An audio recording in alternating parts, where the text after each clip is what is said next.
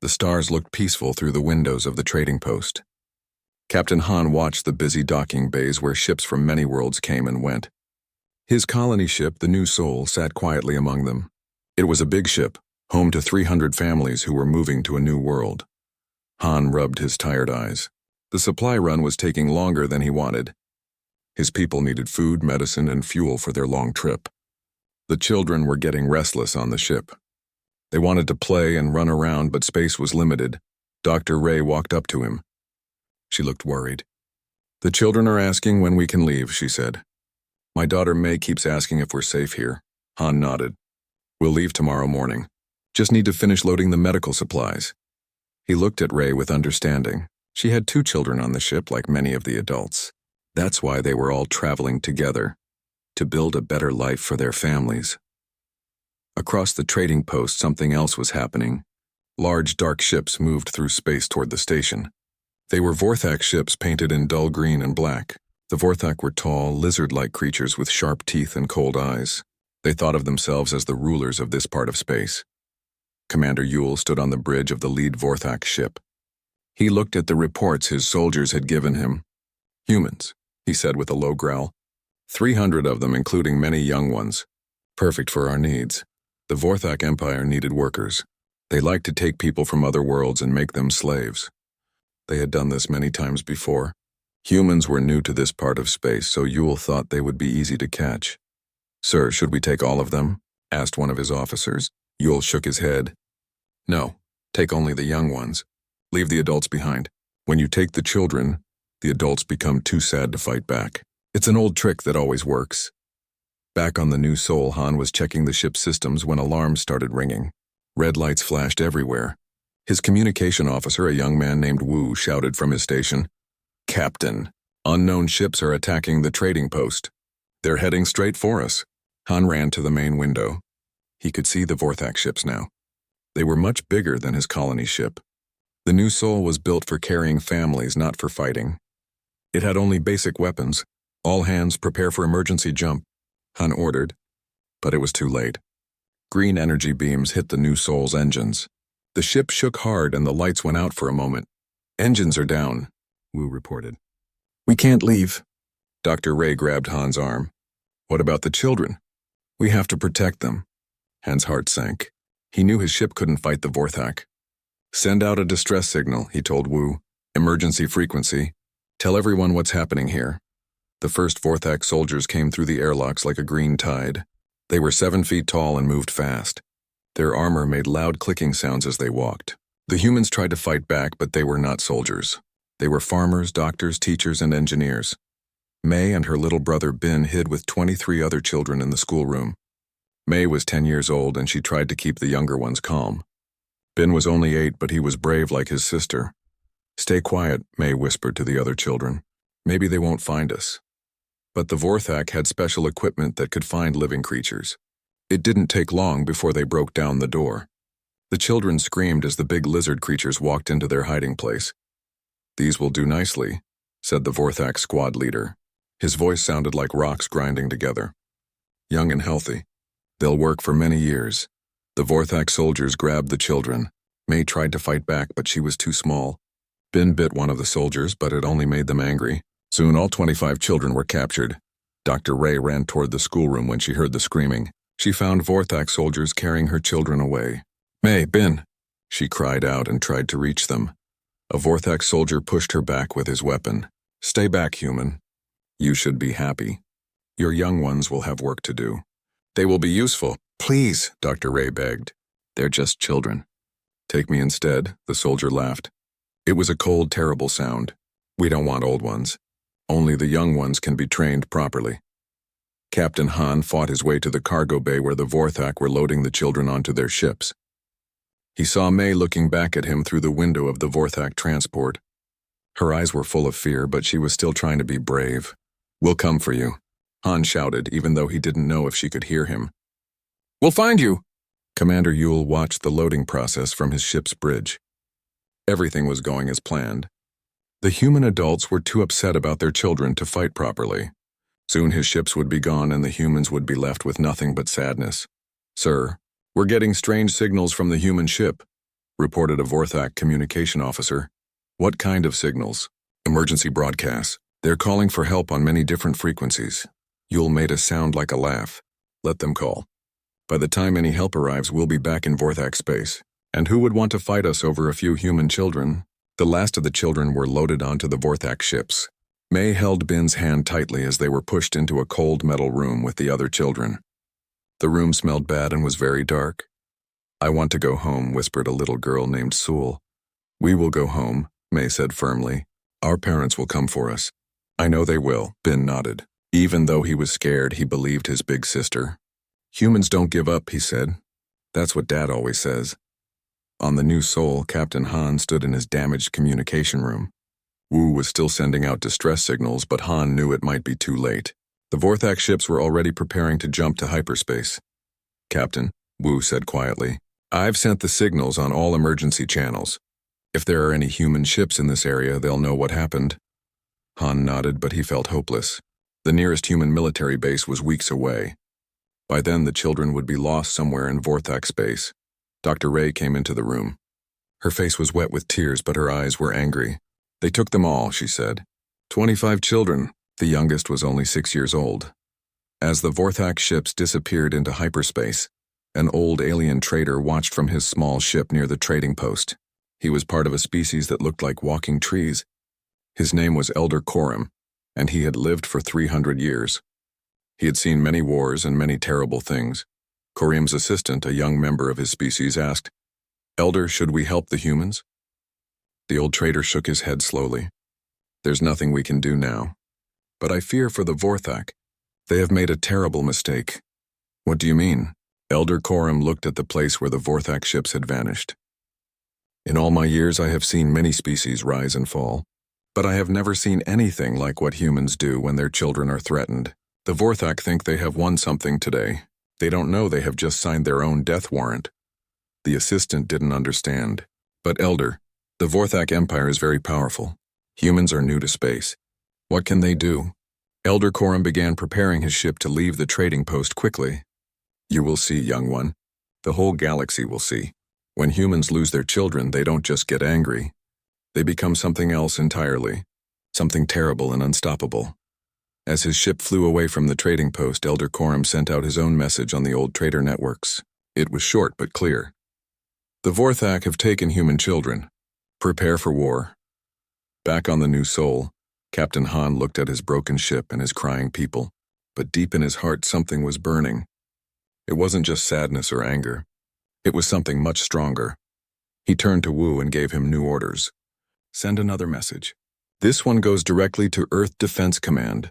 Tell them the Vorthak Empire has declared war on humanity. Sir? Wu looked confused. But they only took some children. That's not the same as declaring war. Captain Han's eyes were cold as space itself. When you take human children, that's exactly what it means. Now send the message. The signal traveled through space carrying news that would change everything. The Vorthak thought they had captured some slaves. They didn't know they had just awakened something that had been sleeping in the darkness between the stars.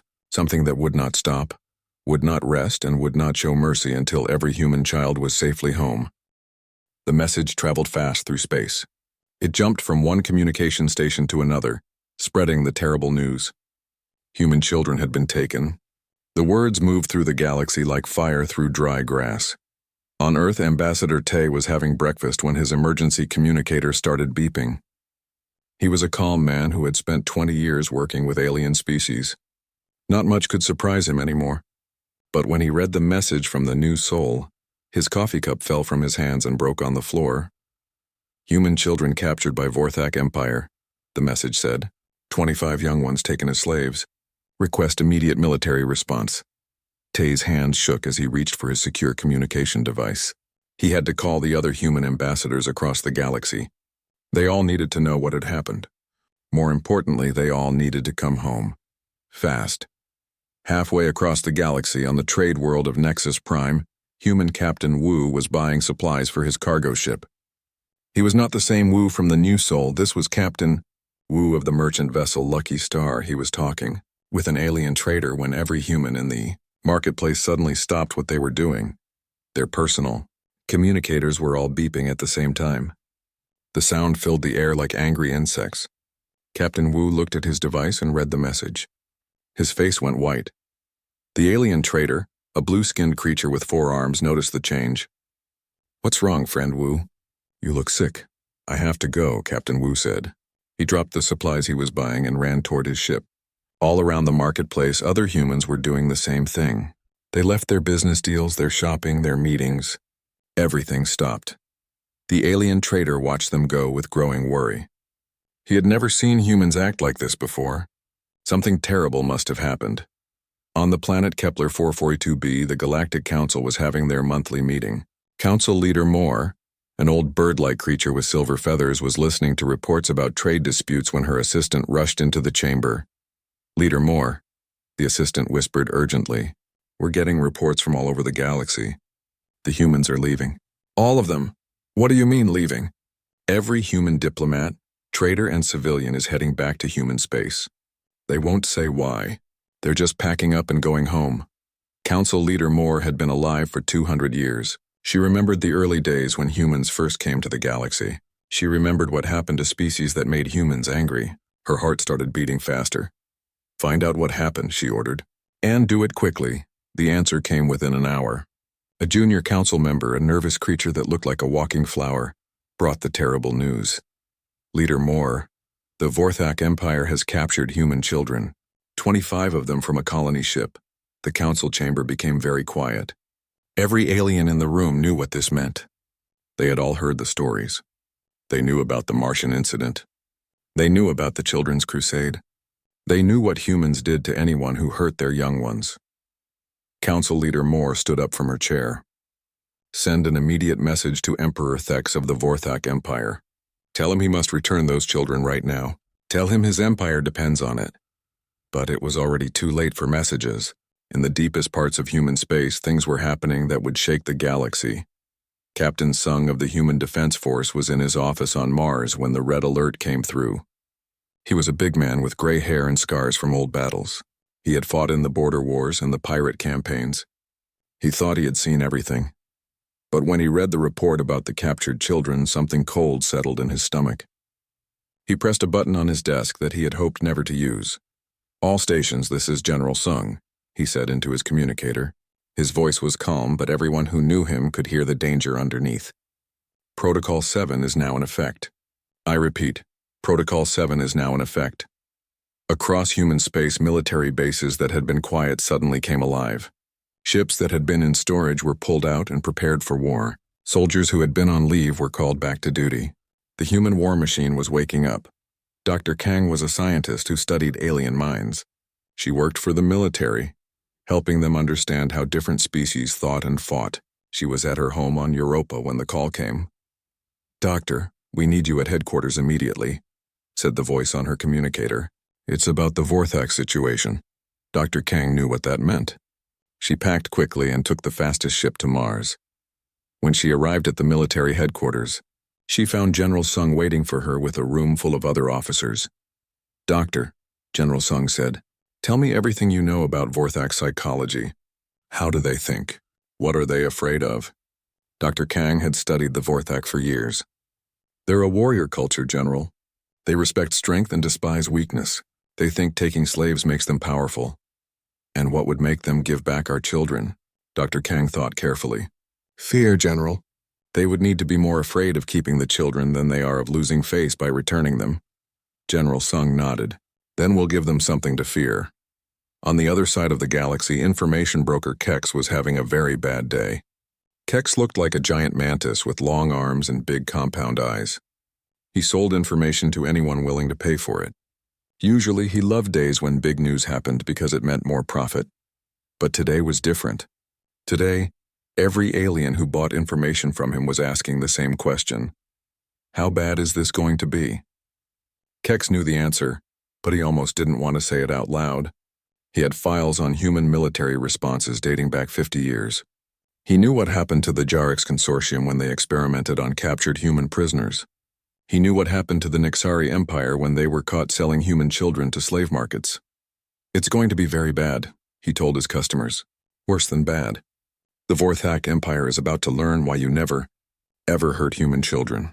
One of his customers, a worried-looking creature with tentacles instead of arms, asked, "But surely the humans will be reasonable. Maybe they can work out a deal." Kex made a sound that might have been laughter if insects could laugh. "Friend, let me tell you about human psychology. Most species get angry when you hurt their adults. Humans, they get annoyed. But when you hurt their children," Kex paused. "When you hurt their children, humans don't get angry. They get efficient." Meanwhile, on the prison world of Keth 7, former Nexari Admiral Zoth was cleaning floors as part of his sentence. The Nexari Empire had been destroyed 15 years ago for trafficking in human children. Zoth was one of the few survivors. Another prisoner, a newcomer who didn't know the history, asked him, "Why are the guards so nervous today? They keep talking about humans and children." Zoth stopped cleaning and looked at the new prisoner with tired eyes. "Because someone was stupid enough to take human young ones. The same mistake we made. So what? Humans are just another species." Zoth shook his head. "No, they're not. When you take children from other species, the parents cry and beg. When you take human children," he paused, remembering. "When you take human children, their entire species becomes your enemy. Not just their military, not just their government. Every single human everywhere will work to destroy you." The new prisoner didn't believe him. "That's impossible. No species is that united." "You'll see," Zoth said quietly. "The Vorthak will learn the same lesson we did. Humans don't just love their children. They worship them. And when someone hurts what they worship, humans stop being civilized." Back on Earth, news reports were showing the same thing everywhere. Human families were watching the broadcasts about the captured children. But they weren't just watching. They were doing something that had never been seen before in galactic history.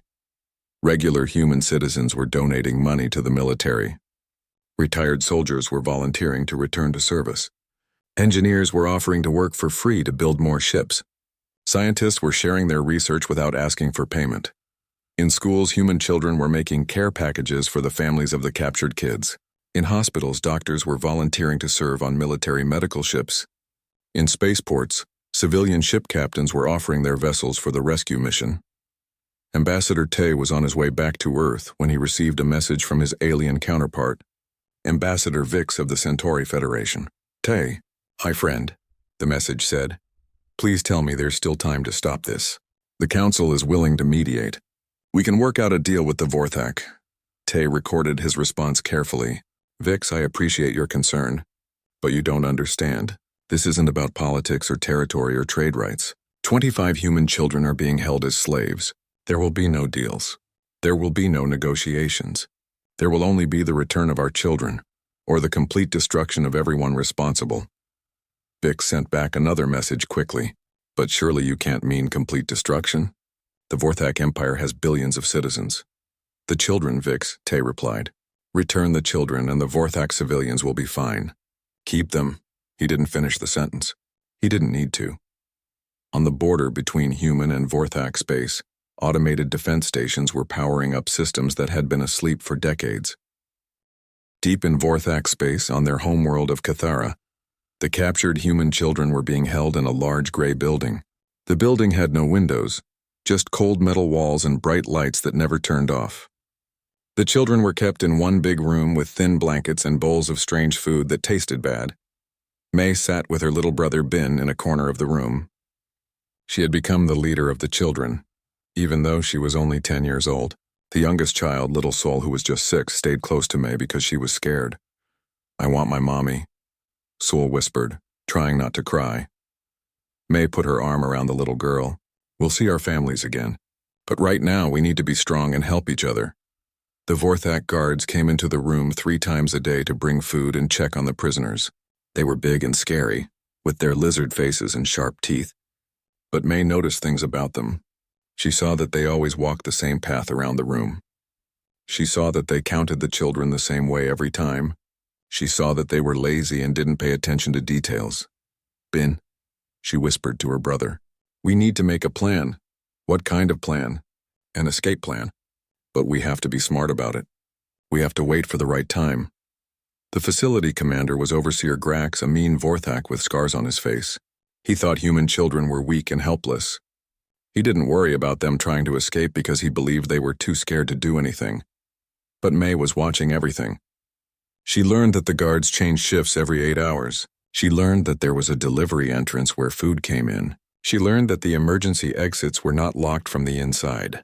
Most importantly, she learned that the Vorthak thought human children were stupid. They were very wrong about that. Meanwhile, in the capital city of the Vorthak Empire, Emperor Thex was getting reports from across the galaxy. The report said that humans were angry about the captured children. But Thex was not worried. He thought humans were just another weak species making noise. "Your Majesty," said his military advisor, General Kroll, "maybe we should think about returning the human young ones. The reports say the humans are gathering a large fleet." Emperor Thex made a sound like angry laughter. "Let them gather their little ships. The Vorthak Empire has ruled this part of space for 500 years. No species has ever defeated us in war." But even as he spoke, strange reports were coming in from the border worlds. Vorthak ships that got too close to human space were being destroyed by weapons that seemed to come from nowhere. Trade routes that had been safe for centuries were now dangerous. Human ships were appearing in places where they had never been seen before. On the human side of the galaxy, General Sung was in the biggest war room on Mars. The room was filled with screens showing star maps, ship positions, and intelligence reports. Hundreds of officers worked at computer stations, coordinating the largest military operation in human history. "Report," General Sung said to his intelligence chief, Colonel Park. "Sir, we have located the Vorthak homeworld. Our deep space reconnaissance ships have identified the facility where the children are being held. The building is in the capital city, heavily guarded." General Sung studied the images on the main screen. "What about defenses? The Vorthak have a strong military, but their technology is about 50 years behind ours. Their main advantage is numbers. They have a lot of ships and soldiers." "Numbers don't matter," General Sung said quietly. "Not for this mission. How long until the fleet is ready?" Admiral Park reports that the first attack group will be ready to move in 48 hours. "But sir, are we really going to invade their homeworld? The casualties could be enormous." General Sung turned to look at his officers. Every face in the room was hard and determined. "Colonel, let me explain something about human military doctrine. When our civilians are threatened, we use measured force. When our soldiers are attacked, we respond with equal force. But when our children are taken—" He paused. "When our children are taken, we use whatever force is necessary to get them back. All of it if we have to." Dr. Kang was working with a team of specialists to plan the psychological warfare part of the operation. She had studied every conflict the Vorthak had ever fought. She knew their weaknesses. "The Vorthak respect strength and fear dishonor," she explained to the planning committee. "If we can make them afraid that keeping our children will destroy their entire civilization, they might surrender without a fight." "And if they don't surrender?" asked Admiral Park, who would be leading the fleet. "Then we show them that we meant what we said," Dr. Kang replied. "We destroy their military completely. Not just defeat it. Destroy it so completely that they can never threaten anyone again." The human fleet was unlike anything the galaxy had ever seen. It wasn't just military ships. Civilian vessels had been converted to carry supplies. Medical ships were prepared to treat wounded children. Special rescue ships with the best doctors and counselors were standing by. But the most frightening part was the warships themselves. Humans had been building these ships in secret for decades, ever since the first time aliens had threatened human children. They were faster, stronger, and more advanced than anything the Vorthak had ever faced. Captain Nam was one of the Special Forces commanders who would lead the rescue teams. He was getting his soldiers ready for the most important mission of their lives. "Listen carefully," he told his team. "Our job is simple. Get in, find the children, get them out safely. Everything else is secondary. We don't care about destroying enemy equipment or capturing enemy officers. We only care about those 25 children." Technical Sergeant Lee was Nam's communications specialist. "Sir, what if the children are scattered across multiple locations?" "Then we find every location and hit them all at the same time. No child gets left behind, not one." Back on the Vorthak homeworld, May had been working on her escape plan for 3 days. She had figured out the guard schedule and found the weak points in the building's security, but she knew they would only get one chance. "Listen to me, everyone," she told the other children during the time when the guards were changing shifts. "Tomorrow when they bring our evening food, we're going to run." Some of the younger children were scared. "What if they catch us?" asked a boy named Dong.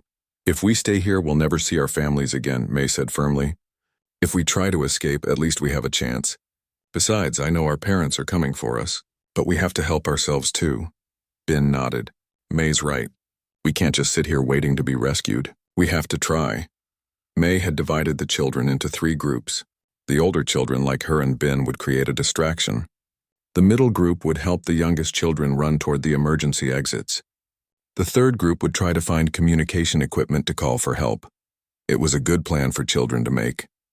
But May didn't know that human military satellites were already watching the building where they were held. She didn't know that rescue teams were preparing to storm the facility in less than 24 hours. Emperor Thex was starting to get worried reports from his military commanders. Human ships were appearing everywhere in Vorthak space. They weren't attacking yet, but they were clearly preparing for something big. Your Majesty, General Krall said urgently, I strongly recommend that we return the human children immediately. Our intelligence report suggests that the humans are planning a full invasion of our homeworld. Impossible, Thex roared. No species would risk their entire military over a few captured young ones. But even as he said it, Thex was starting to have doubts. The reports were getting worse every hour. Human ships were using technology the Vorthak had never seen before. Their own ships were being destroyed without even seeing what killed them. More troubling were the messages coming from other alien species. The Galactic Council had sent 3 urgent requests for the Vorthak to return the human children. Even species that were normally friendly to the Vorthak were cutting off diplomatic contact.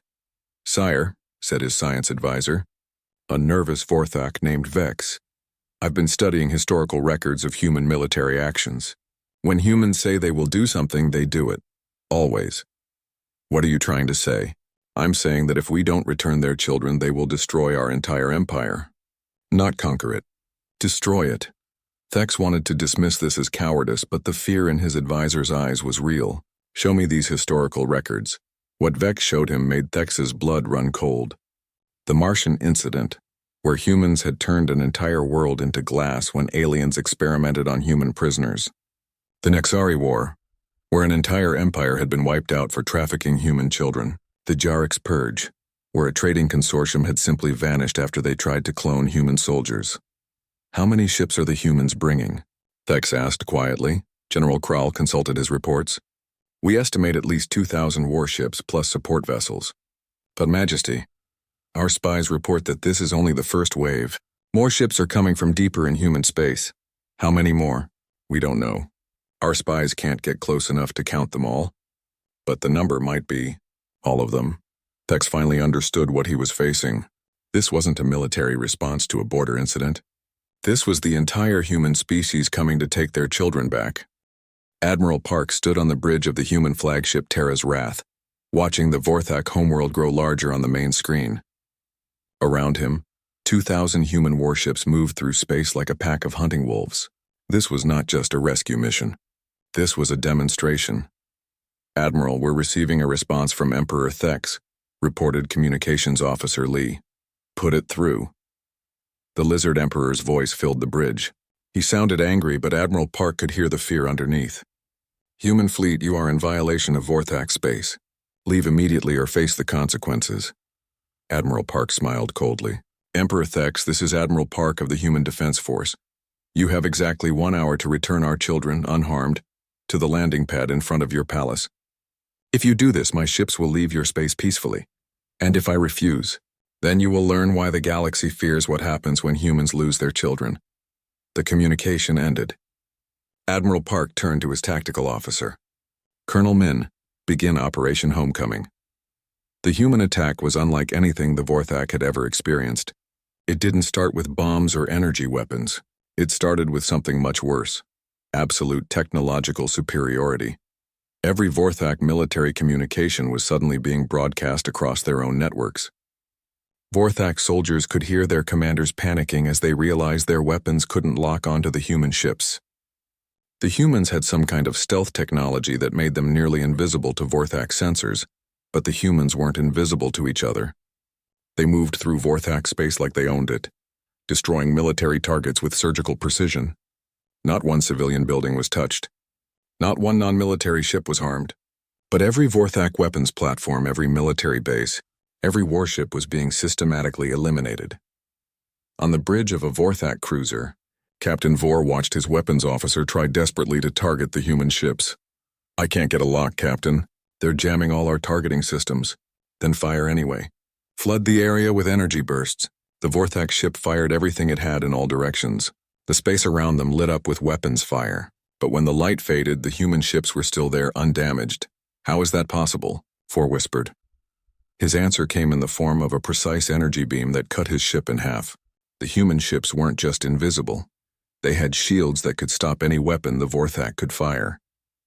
In the Vorthak Military Command Center, General Kral was watching his empire's military collapse in real time. Every few minutes, another base went dark. Another fleet was destroyed. Another planet's defenses were eliminated. "Sir, we've lost contact with the Outer Rim Defense Force," reported a junior officer. "What about the home fleet?" "Gone, sir. All 18 ships destroyed." General Kral had been a soldier for 40 years. He had fought in dozens of battles. But he had never seen anything like this. The humans weren't just winning. They were demonstrating that the Vorthak military was completely helpless against them. "Send a message to all remaining forces," he said quietly. "Full surrender. All ships are to power down weapons and await instructions." But Admiral Park had no interest in accepting surrender from the military. The military wasn't what had taken human children. The military was just what was in the way. Colonel Nam and his special forces teams were already on the planet's surface.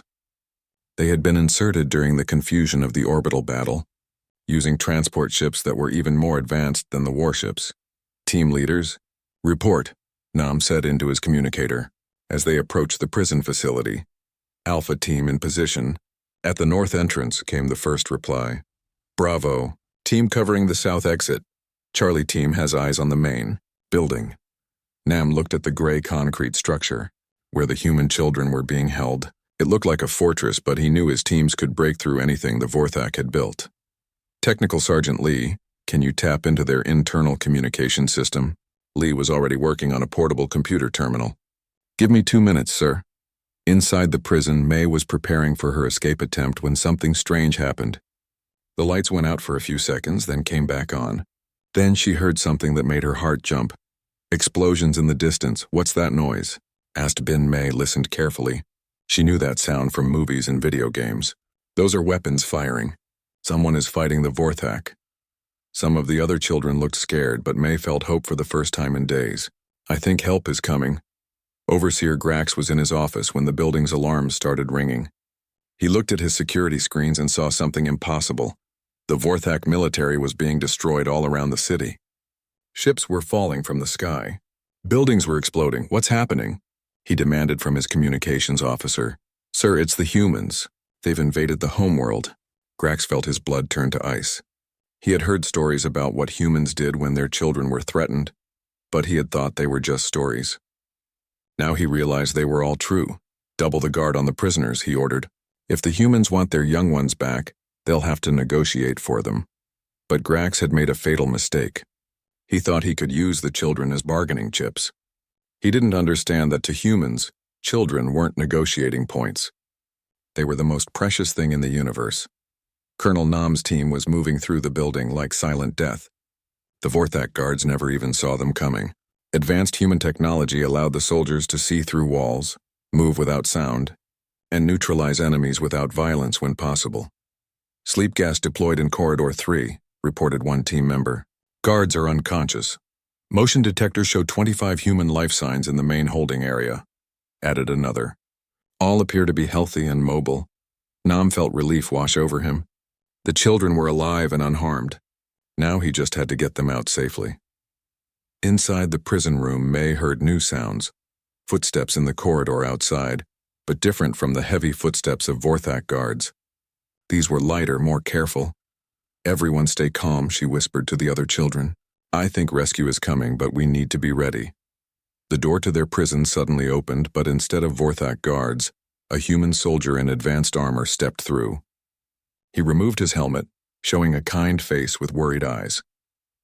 "Hello, children," Colonel Nam said gently. "My name is Colonel Nam. We're here to take you home." The children stared at him in amazement. Some started crying with relief. Little Saul ran to him and hugged his leg. Are you really here to rescue us? May asked. Yes, we are. And we're never going to let anyone hurt you again. May felt tears of relief in her eyes. I knew you would come. I told everyone our parents would come for us. Your parents sent us, Nam said, along with every other human in the galaxy. Now we need to move quickly. Can everyone walk? The children nodded. They had been waiting for this moment for days. As Nam's team led the children out of the building, something else was happening across the planet. Human ships were broadcasting a message on every communication channel in Vorthak space. Citizens of the Vorthak Empire, the message said, your leaders have committed an act of war against humanity by taking our children as slaves. Your military has been destroyed. Your government will be held accountable. But you, the civilian population, are not our enemies. Stay in your homes. Do not interfere with our operations. We have no desire to harm innocent beings. The message was translated into the Vorthak language and repeated every few minutes. It was designed to prevent panic and civilian casualties, but it also served another purpose. It showed the Vorthak people that their mighty empire was helpless against human power. Emperor Thex was in his palace bunker when he learned that the human children had been rescued. He had hoped to use them as shields, but the humans had taken them back so quickly that there was no time to react. Your Majesty, General Kral said urgently, the humans are demanding your immediate surrender. They want you and everyone involved in taking their children. Thex's hands were shaking. Through the bunker's reinforced windows, he could see human ships hovering over his capital city, like metal storm clouds. What will they do to me? I don't know, Majesty. But their message says that anyone who harmed or threatened human children will face justice. Thex thought about trying to fight or hide, but he knew it was useless. The humans had demonstrated that they could go anywhere, destroy anything, and rescue anyone. His empire was finished. On the human flagship, Admiral Park was watching the evacuation of the rescued children. They were being taken to specially prepared medical ships where doctors and counselors would take care of them. Admiral, reported Colonel Min, all children are secure and healthy. Medical teams report no serious injuries or illness. Good. What's the status of our demonstration? Complete, sir. Every Vorthak military installation in their home system has been neutralized. Their fleet is completely destroyed. Civilian casualties are 0. Admiral Park nodded with satisfaction. This was how humans fought when their children were threatened, with overwhelming force, perfect precision, and mercy for the innocent. Send a message to Emperor Thex, tell him he has 1 hour to surrender himself and everyone involved in taking our children.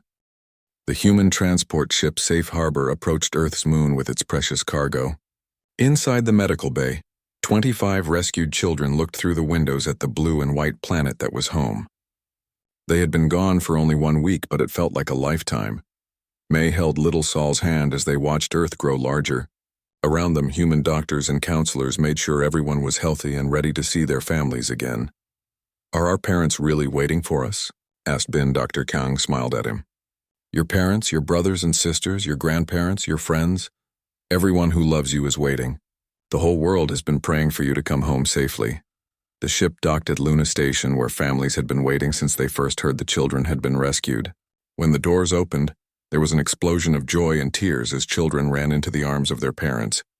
Dr. Ray was the first to see her children. May and Bin ran to her and she held them so tightly she thought she might never let them go again. I'm so proud of you, she whispered to May. I heard how you took care of the younger children. You were so brave. I wasn't brave, Mom, May said. I was scared the whole time, but I knew you would come for us. We all came for you, Dr. Ray said, tears streaming down her face. The entire human race came for you. Captain Han of the New Soul was there too. His ship had been repaired, and he was ready to continue the journey to their new world. But first he wanted to see the children safely home. Captain, May said when she saw him, thank you for not giving up on us. May, I want you to understand something, Captain Han said seriously. When those aliens took you children, they didn't just attack 25 families. They attacked all of humanity. Every human being in the galaxy felt that attack personally. Is that why so many ships came to rescue us? That's exactly why. And it's why this will never happen again. The galaxy now knows the price of hurting human children. The reunion was broadcast live across human space and beyond. Alien species watched in amazement as humans celebrated not just the return of their children, but the demonstration of what their species could do when united by a single purpose. But the human response wasn't finished. While the family celebrated, serious business was being conducted in the halls of government and military command.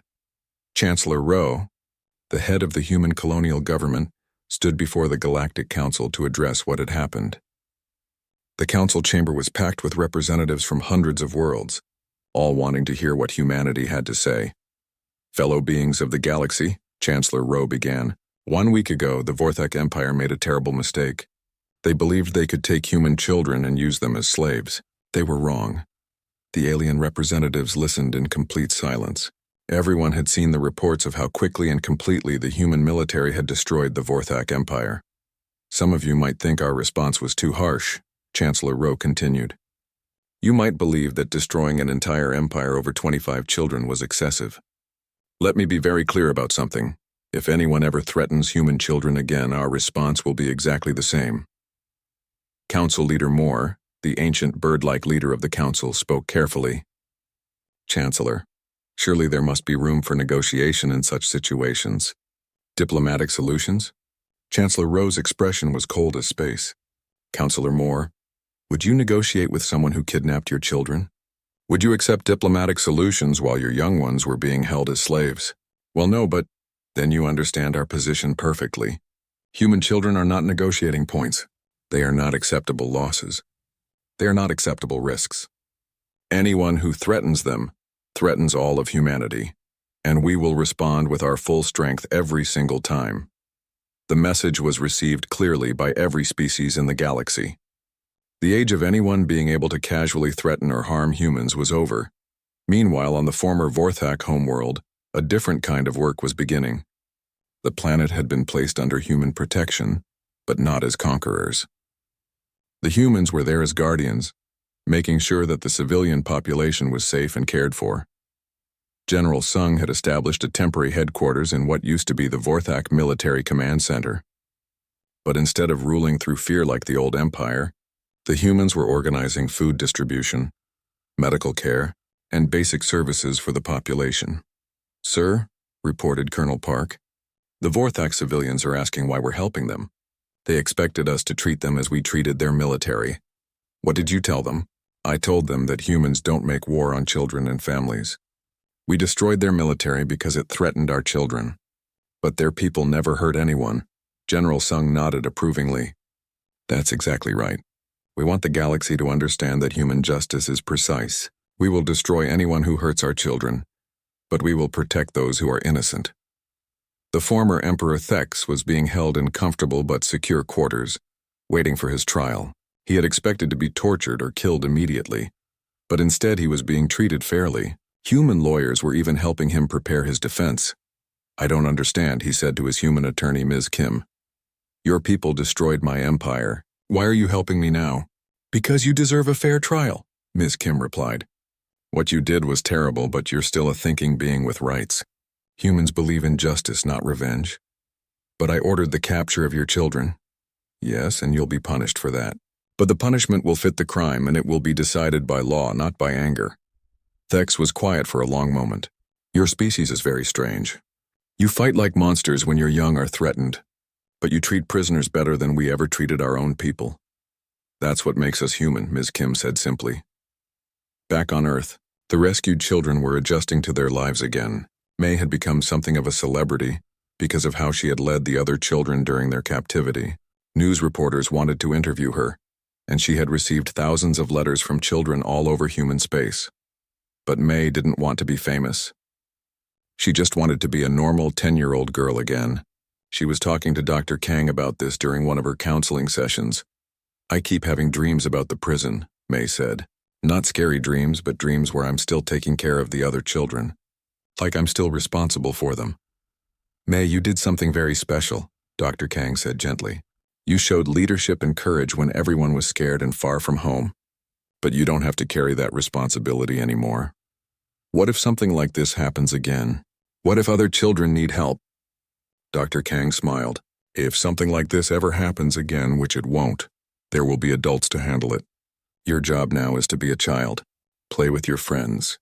Learn new things. Let the grown-ups worry about protecting everyone. May thought about this. Dr. Kang, why did the aliens think they could take us? Didn't they know what would happen? They knew humans got angry when their people were hurt, Dr. Kang explained. But they didn't understand how special children are to humans. In many alien cultures, young ones aren't as important as they are to us. Why are we different? Because human children represent our future, our hope, and our dreams all rolled into one. When someone threatens human children, they're threatening everything we care about. May nodded, beginning to understand. So when they took us, they were really attacking all of humanity's dreams. Exactly. And that's why every human everywhere was willing to fight to get you back. The trials of the Vorthak leadership began 3 months later. They were held on a neutral world, with judges from multiple species including humans. The proceedings were broadcast across the galaxy, so everyone could see that justice was being done fairly. Emperor Thex was found guilty of authorizing the enslavement of sentient children and sentenced to life imprisonment. But his prison would be comfortable, and he would be allowed to write and receive letters. The human justice system was firm but not cruel. Other Vorthak officials received lighter sentences depending on their level of involvement. Overseer Grax, who had directly supervised the children's imprisonment, received 20 years. Common soldiers who had simply followed orders received community service, helping to rebuild what the war had damaged. The trials sent another message to the galaxy. Humans were capable of both terrible vengeance and perfect justice. Cross them and you would face both. A year later, the incident had become known throughout the galaxy as the Vorthak lesson. It was taught in alien military academies, diplomatic schools, and even elementary education programs. The lesson was simple: never threaten human children. Not for any reason. Not under any circumstances. Not even as an accident. May was 11 now, living with her family on their new colony world. The colony ship New Soul had completed its journey, and the families were building their new home among the stars. May often looked up at the night sky and thought about her experience. She had been asked to speak at the colony's first anniversary celebration. Standing before hundreds of families, she tried to put into words what she had learned. When we were taken from our families, May said, I was scared that we might never see home again, but I was never scared that our parents had stopped looking for us.